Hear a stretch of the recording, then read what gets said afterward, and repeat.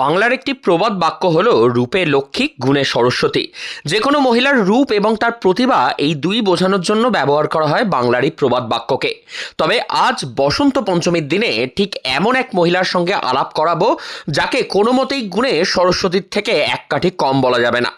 বাগদেবীর যেমন এক হাতে থাকে বীণা, ঠিক তেমনই এই মেয়ের এক কাঁধে থাকে ঢাক। তার ঢাকের তালে মেতে ওঠে যে কোনো পুজো মণ্ডপ। আজ সরস্বতী পুজোর দিনে আমরা আপনাদের এমন এক মেয়ের কাহিনী বলবো যে হলো বাস্তবের সরস্বতী। নমস্কার, আমি রাহি। বাংলার গল্প বাংলায় গল্পতে আজ আপনাদেরকে গল্প বলবো এমন এক মেয়ে যে নিজেই দেবী সরস্বতী। সংসারের হাল ধরতে মাত্র 14 বছর বয়সেই কাঁধে তুলে নিয়েছিল ঢাক। বর্তমানে মহিলা ঢাকি হিসাবে তার পরিচিতি গোটা দেশ জুড়ে। ইনি হলেন বিরাটির অঞ্জনগড় কদমতলার বাসিন্দা বিপাশা বসু। ঢাক বাজানোতে হাতেখড়ি তার বাবার থেকে। বাবা বাপি বোস ছিলেন এক সময়ের পেশাদার ঢাকি। সেই থেকেই যে কোনো পূজা মণ্ডপে তিনি ঢাক বাজাতে যেতেন, সঙ্গে করে নিয়ে যেতেন কাঁসর বাজানোর জন্য তার মেয়েকে। তবে বার্ধক্যের কারণে ঢাকের বোঝা আর কাঁধে নিয়ে বইতে পারছিলেন না বাপি। ততদিনে প্রস্তুত হয়ে গিয়েছিল তার মেয়ে বিপাশা। আজ থেকে প্রায় 7 বছর আগে বিপাশার বয়স যখন মাত্র 14, তখন প্রথমবার দুর্গাপুজোতে ঢাক বাজানোর জন্য ঢাক নিয়ে কাঁধে বেরিয়ে পড়েছিল মেয়ে। সেই থেকেই শুরু হয়েছে বিপাশার জীবনে এক নতুন অধ্যায়।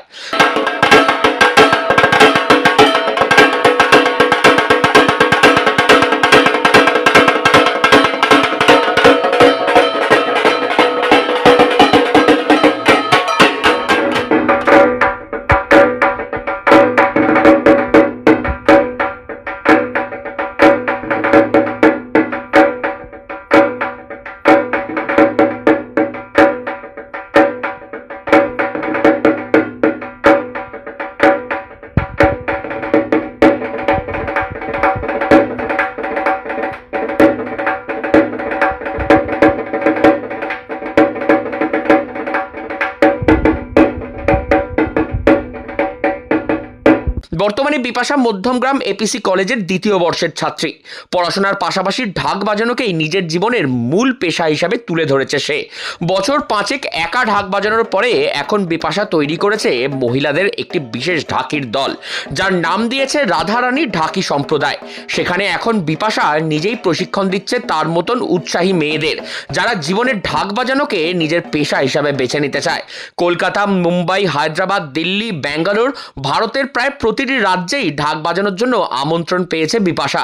বিপাশার আগামী দিনের লক্ষ্য দেশ পেরিয়ে বিদেশের মাটিতেও ঢাকের সুর পৌঁছে দেওয়া মানুষের মধ্যে। সত্যি যেন বিপাশার হাতে ঢাকের কাঠি পড়লে তার সুরে মেতে ওঠে আকাশ বাতাস। বিপাশা যখন ঢাক বাজায় তখন তার পাশে থাকা মানুষজনকে প্রায়ই বলতে শোনা গেছে যে মেয়ের হাতের মধ্যে যেন সরস্বতী ভর করেছে। তাই তো ঢাকের বোলের সুর এত মধুর। বাংলার গল্প বাংলায় গল্পতে আজ সরস্বতী পুজোর দিনে এমন এক মেয়ের কাহিনী আপনাদের সামনে আমরা তুলে ধরলাম যে হলো একেবারে বাস্তবের সরস্বতী। দেবী সরস্বতীর হাতে বীণা থাকলে বিপাশার কাঁধে রয়েছে ঢাক। মাত্র 21 বছর বয়সী মেয়েটা আজ খ্যাতি অর্জন করেছে গোটা দেশ জুড়ে। ছোট্ট এক কামরার ঘর থেকে গোটা দেশের কাছে যেন জীবন্ত সরস্বতী হয়ে উঠেছে বিরাটির মেয়ে বিপাশা বসু। আপনাদের দেখা এইরকম জীবন্ত সরস্বতী যদি আর কেউ হয়ে থাকে তাহলে অবশ্যই কমেন্ট করে বলুন, আর পাশে থাকুন বাংলার গল্প বাংলায় গল্পর সঙ্গে।